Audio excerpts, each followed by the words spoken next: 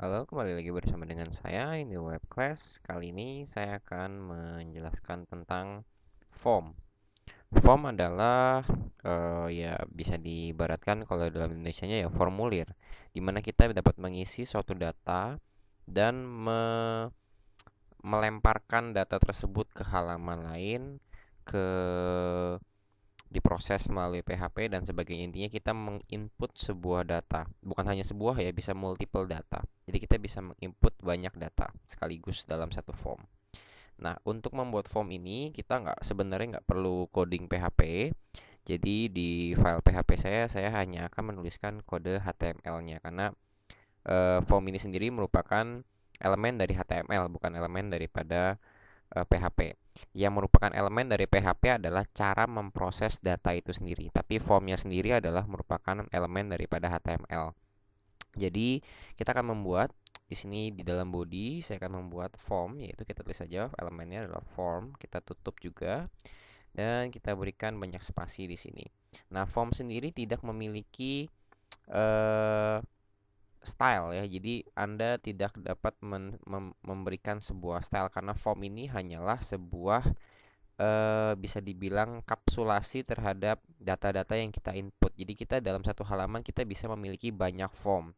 Jadi kita bisa membuat itu terpisah data-data itu, bisa juga membuat data-data itu digabung menjadi satu saat kita mensubmit form kita. Nah, ya mungkin banyak yang bingungnya istilah-istilahnya, banyak yang baru submit atau form atau segala macam. Kita langsung mulai aja.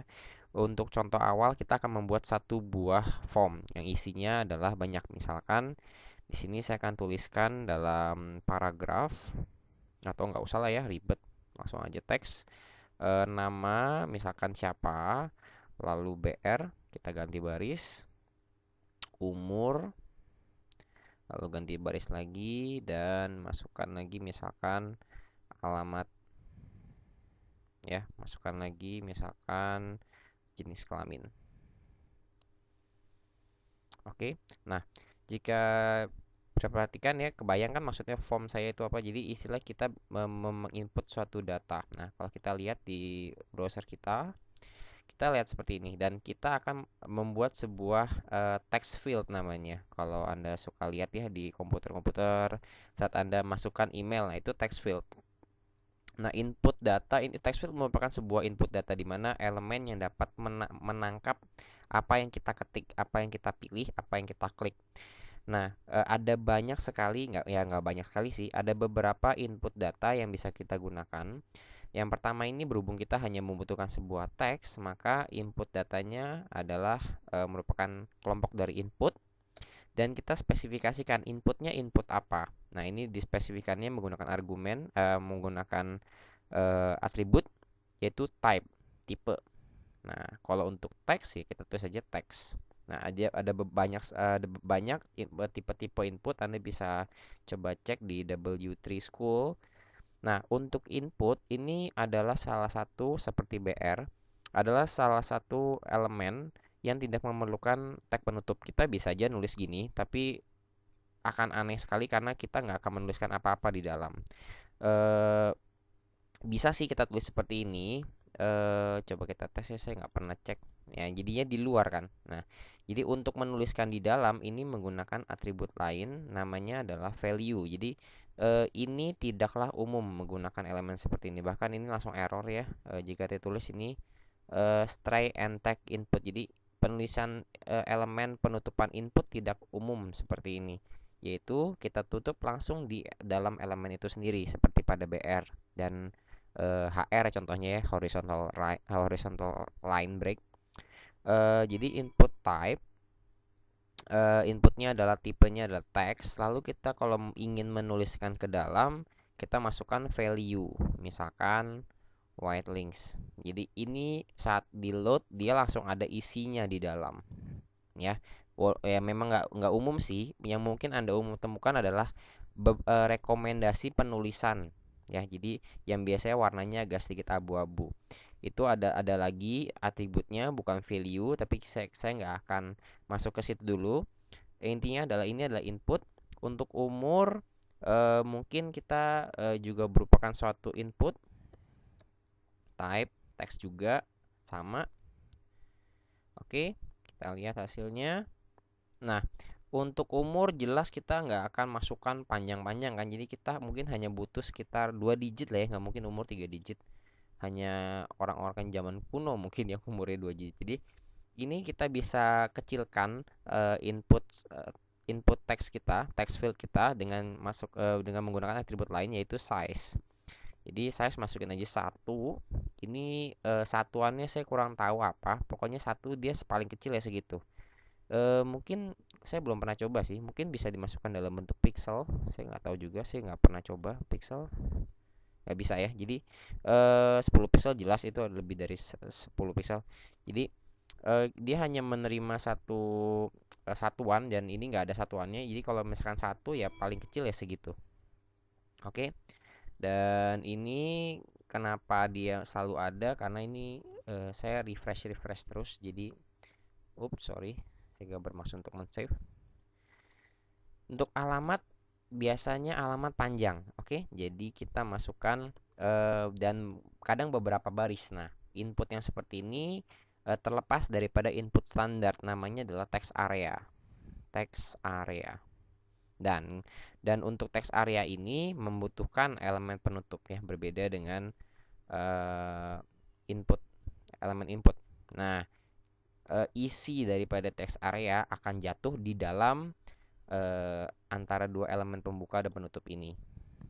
Seperti text area yang seperti ini nih. Jadi kita bisa bisa resize dia dan kita juga bisa menerima argumen enter seperti itu. Oke. Ini juga bisa diatur gedenya jika Anda mau, yaitu menggunakan atribut calls yang merupakan kolom dan callsnya berapa dalam satuan yang tanpa satuan juga, dan rows. Jangan lupa S-nya ya, karena kalau tanpa S nggak bisa. Jadi misalkan kolomnya kita mau 20, jadi intinya ke samping ini satuannya 20. Saya juga kurang tahu ini satuannya dalam apa, sentimeter atau inch atau pixel, saya nggak kurang tahu. Row itu baris, jadi Anda butuh berapa baris, misalkan 5 baris, maka ini defaultnya akan langsung seperti itu. Tentu kita dapat tetap meresize walaupun kita sudah mengatributkannya, tetap bisa kita resize gitu. Jadi tapi ini membuat text area Anda defaultnya sudah memiliki ukuran. Jadi jika Anda punya form yang gede, Anda bisa langsung meresize text field Anda cukup besar sehingga bentuknya bagus ya, jadi rapi. Untuk jenis kelamin ini hanya ada dua ya kan, pria dan wanita. Di negara kita tidak melegalkan jenis kelamin waria. Jadi ini hanya ada dua. Jadi kita istilahnya drop down menu atau combo box jika Anda familiar dengan Visual Basic. Ini namanya adalah select dan option. Jadi kita buat dulu select. Cara kerjanya adalah seperti ini, sama seperti text area, kita butuh pembuka dan penutup. Nah, biar gampang saya akan enter aja ini, biar gampang dilihat. Dan di select ini kita masukkan option. Optionnya nggak perlu di enter, langsung begini aja. Sama, dia ada elemen pembuka dan penutup. Misalkan di sini adalah male, lalu ada option lagi kedua female. Oke, seperti itu.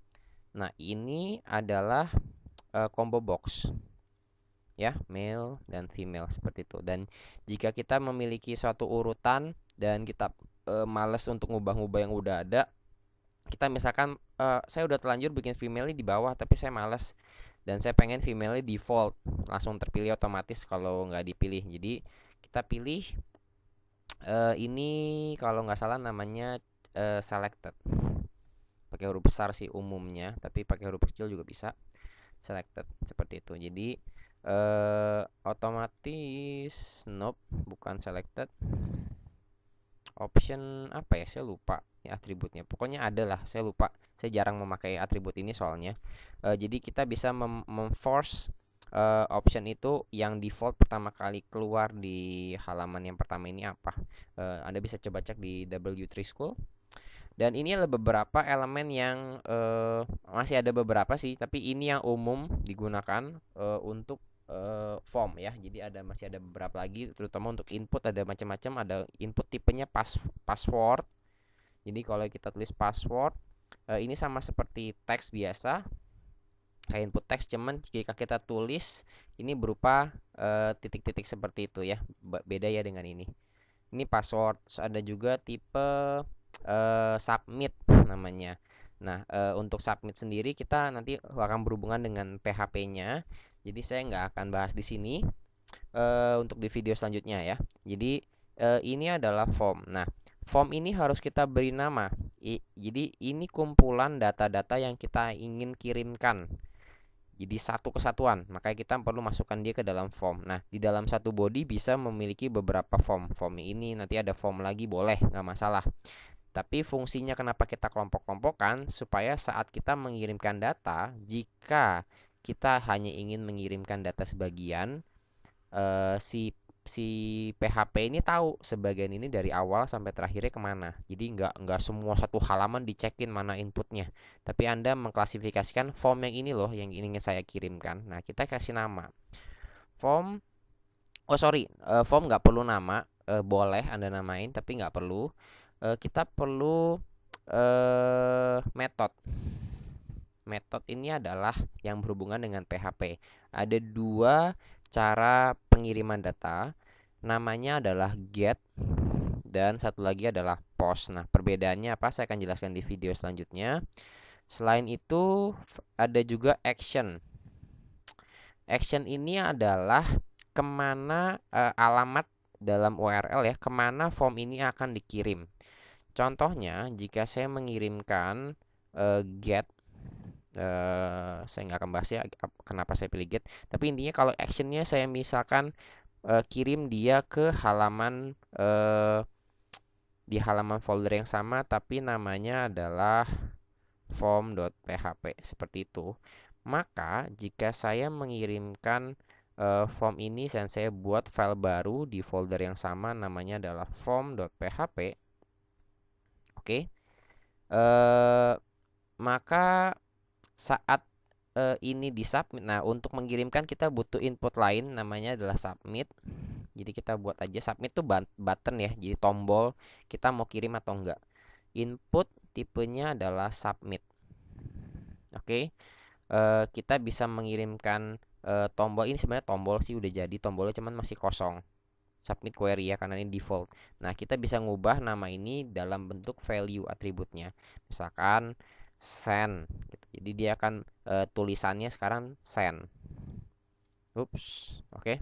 Nah, jika ini kita klik ya, karena dia berada di dalam form yang ini nih, form ini, maka dia akan mengirimkan semua input data di sini, termasuk juga select dan text area, ke dalam sebuah form, ke alamat form ini. Oke. Kayaknya ini bakal error sih, tapi saya akan coba dulu. Saya akan jelaskan kenapa error. Seperti itu, oke. Bisa dikirim dan ini sebenarnya datanya sudah terkirim, tapi karena setiap input kita belum kasih nama input-input ini adalah apa, maka data itu nggak dapat kita ambil. Jadi kita perlu dalam input Anda perlu mendeklarasikan nama. Selain tipenya, setiap input bahkan text area pun harus Anda kasih nama, yaitu adalah name. Contoh di sini name-nya ya nama karena berisi nama. Untuk umur, name-nya adalah umur. Lalu untuk ini name-nya adalah alamat, dan yang terakhir select, name-nya adalah jenis kelamin. Oke, KL aja kelamin. Oke.